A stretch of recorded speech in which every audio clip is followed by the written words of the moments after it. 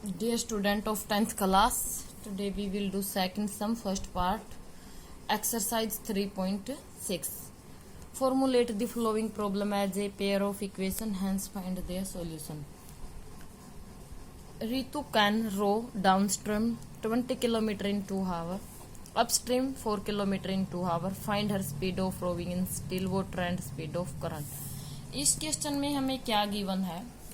First of all this question is most very most important. कुछ भी हो जाए 10th क्लास में क्वेश्चन आता ही आता है, फाइनल एग्जाम में और टेस्ट वगैरह में. ठीक है, इसमें क्या गिवन है? जो ऋतु है डाउन स्ट्रीम कितना जाती है? 20 किलोमीटर. मान लीजिए एक रिवर में है. डाउन स्ट्रीम का मतलब क्या होता है? जिस साइड में, जिस डायरेक्शन में पानी फ्लो कर रहा है उसी डायरेक्शन में जाते हैं तो हमारी स्पीड ज्यादा होती है, कम टाइम लगता है डिस्टेंस को कवर करने में.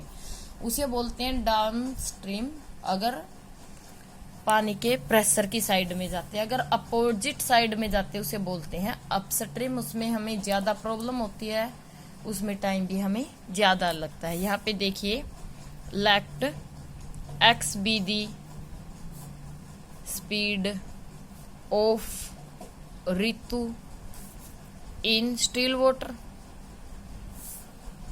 And y be the speed of current. Current पानी के प्रेशर को बोलते हैं. Y be the speed of current मतलब धारा.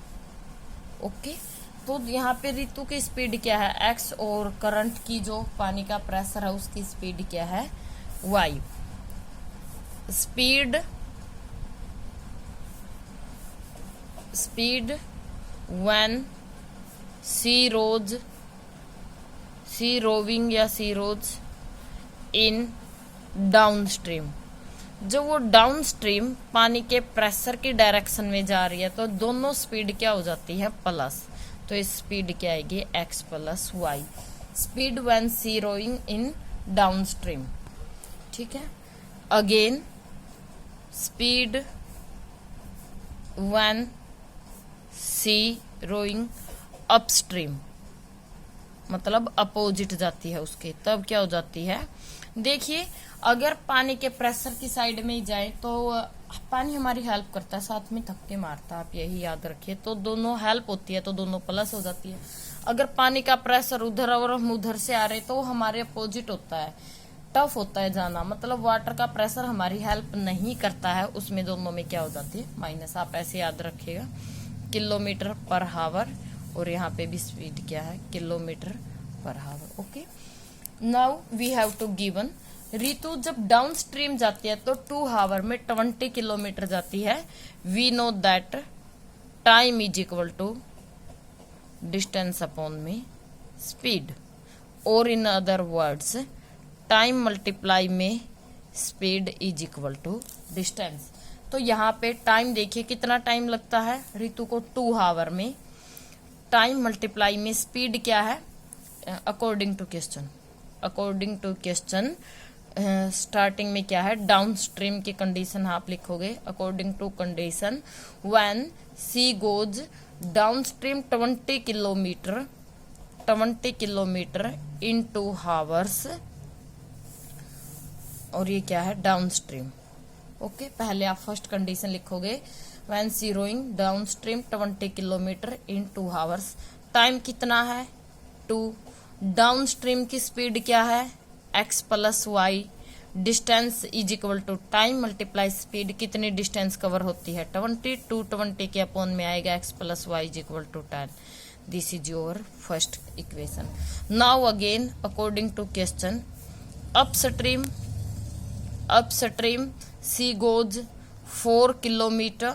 कितना? 4 kilometre in 2 hours. Similarly time कितना है? 2. स्पीड क्या है अपस्ट्रीम में? X minus y is equal to कितनी डिस्टेंस कवर करती है? क्योंकि time multiply speed is equal to क्या होता है? डिस्टेंस 4. एक्स माइनस वाई 2 इसको आकर डिवाइड कर देगा. This is your second. Now first x plus y is equal to 10. by adding y are opposite sign, 2x is equal to 12, x is equal to 6 kilometer per hour. Then you will write speed of Ritu downstream कितना आ गया 6 kilometre from 1 में put कीजिए x plus y is equal to 10, 6 plus y, x की मैंने value put कर दी 10, तो y कितना आ गया 4 kilometre per hour. Speed of Ritu upstream is 4. तो डाउन स्ट्रीम में क्या आ गई है यहाँ पे, सॉरी यहाँ पे भी मैंने x स्पीड लेट की है ऋतु की. स्पीड ऑफ ऋतु क्या आ गई है x and speed of current क्या आ गई है y. अगर डाउन स्ट्रीम स्पीड पूछे तो x प्लस वाई करके बता दो, अप स्ट्रीम पूछे तो माइनस करके. Now come to the second. 2 women and 5 men can together finish an embroidery work in 4 days, while 3 women and 6 men can finish it 3 days. Find the time taken by 1 woman alone to finish the work, also that taken by 1 man alone. 2 women 5 men किसी work को 4 days में complete करते हैं. अगर women 3 हो जाए, man 6 हो जाए तो वही वर्क 3 डेज में हो जाता है. Find the time taken by 1 woman. अकेली वोमैन और अकेला मैन काम को कंप्लीट करने में कितना टाइम, कितने दिन लेगा, ये आपको वेरीफाई. हमें क्या फाइंड करना है. Woman, only 1 woman can complete the work in how many days? So let us take, let 1 woman finish the work या complete the work is equal to x days. हमने लेट किया अकेली woman काम को finish करती है, complete करती है x डेज में. Similarly let 1 man complete or finish the work in y days. Okay, then ध्यान दीजिए यहाँ पे, then work done by woman in 1 day. Work done by woman in 1 day, एक दिन का काम क्या होगा. अब आप बताइए, मान लीजिए एक वोमैन किसी काम को 10 डेज में करती है. एक वोमैन किसी काम को 10 डेज में करती है. ओके, तो 1 डे का काम कितना होगा, इसका 10वां हिस्सा 1/10 पार्ट. Is that clear. देखिए 1 वोमैन किसी काम को कंप्लीट करती है 10 डेज में, तो 1 डे का काम क्या होगा, उस काम का 10वां हिस्सा. कंप्लीट काम हो जाता है 10 डेज में, तो 1 डे का काम कितना हुआ, 10th पार्ट, उसका 10वां हिस्सा. Similarly 1 woman finish the work x days. Work done by woman in 1 day, एक दिन में काम कितना होगा 1/x पार्ट. ये लाइन मोस्ट इंपोर्टेंट है, समझने की कोशिश कीजिए. Again work done bye 1 woman और 1 मैन इन 1 डे. और मैन कितना करेगा 1 डे में, कितना पार्ट करेगा उस वर्क का, 1/y part. Then according to question you will write 1 condition. 2 woman and 5 man finish the work कितने डेज में इन 4 डेज. हियर वोमैन का 1 डे का वर्क कितना है 1/x, तो 2 वोमैन का कितना हो जाएगा 2/x.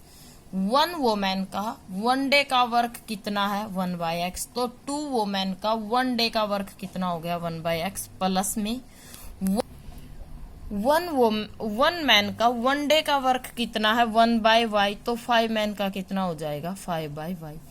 इतना वर्क ये 1 डे में 2 वोमैन करती हैं, 1 डे में ये 5 मैन करते हैं. ये 2 वोमैन का और 5 मैन का 1 डे का वर्क हो गया. और कितने डे का है 4 डे का. 4 दिन में ये 2 वोमैन 5 मैन मिलकर क्या कर देते हैं 1 कंप्लीट वर्क. ओके, ये 1 किसके लिए, कंप्लीट वर्क के लिए. तो 2/x प्लस में 5/y, 4 इसको डिवाइड करेगा 1/4 which is your first equation. Now according to question second equation is, next में क्या है, 3 men 3 women and 6 men finish the work in 3 days। Now similarly 1 woman का 1 डे का 1/x है तो 3 women का 3/x, और 5 men का 1 डे का 6 है 6/y। ये 3 women का और 5 men का 1 डे का वर्क हो गया और उन्होंने काम को कंप्लीट कितने दिनों में किया, मल्टीप्लाई में 3 is equal to complete work 3/x plus में 5/y is equal to 1/3। This is your second equation. Now हम पुट करते हैं, put 1/x is equal to u and 1/y is equal to v। Equation 1 become here 2u plus में 5v is equal to 1/4, और similarly यहाँ पे 3u plus में 5v 5 नहीं भाई ये 6 है, सॉरी क्या है ये 6v इज इक्वल टू क्या है ये 1/3। अब नाउ हम यू को क्या करेंगे, सिमिलर करेंगे, यहाँ से सेम करेंगे। इक्वेशन ये आपकी बन गई है 3 और ये बन गई है 4। इक्वेशन 3 को मल्टीप्लाई करते हैं हम बाय 3 से, एंड इक्वेशन 4 को मल्टीप्लाई करते हैं हम बाय 2 से।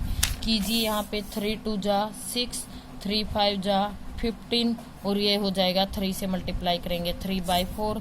सिमिलरली नाउ 3 2 जा 6u 3 6 2 से कर रहे हैं 2 6 जा 12v, और ये हो जाएगा 2/3। अब देखिए मैं यहाँ पे सब्ट्रैक्ट करती हूँ, साइन कीजिए चेंज, ये कैंसिल आउट, 15 में से 12 जाएगा कितना रह गया 2v, और 3/4 में से 2/3 तो यहाँ पे कितना रह जाएगा ये 3v। 3/4 में से मैं माइनस करती हूँ 2/3 को, एलसीएम इज 12, 4 3 जा 3 3 जा 9, 3 4 जा 4 2 जा 8, कितना आ गया यहाँ पे ये 1/12। 3v की जो वैल्यू है वो हमारी क्या आ गई, 3v क्या है 1/12, v क्या आ गया 1/36। तो यहाँ पर हम पुट करेंगे 2u प्लस में 5v की जगह पे 1/36 is equal to 1/4। 2u plus में 1 इज इक्वल टू 1/4 के पास आएगा माइनस में 5/36। v की वैल्यू 1/36 थी हमारे पास, फ्रॉम 3 इक्वेशन में हमने पुट किया। 5/36 1/4 के पास आएगा, नेगेटिव एलसीएम लोगे तो 2u की वैल्यू आ जाएगी आपके पास 1/9, तो u की वैल्यू आएगी 2/1/18। अब जो हमारे पास u क्या है 1/18, u की वैल्यू 1/x है 1/18, therefore x is equal to क्या आ गया 18, मतलब ओनली 1 वुमन कंप्लीट करती है 18 डेज में। Similarly v is equal to 1/36, v is y 1/y 1/36, तो यहाँ से y की वैल्यू आ गई 36।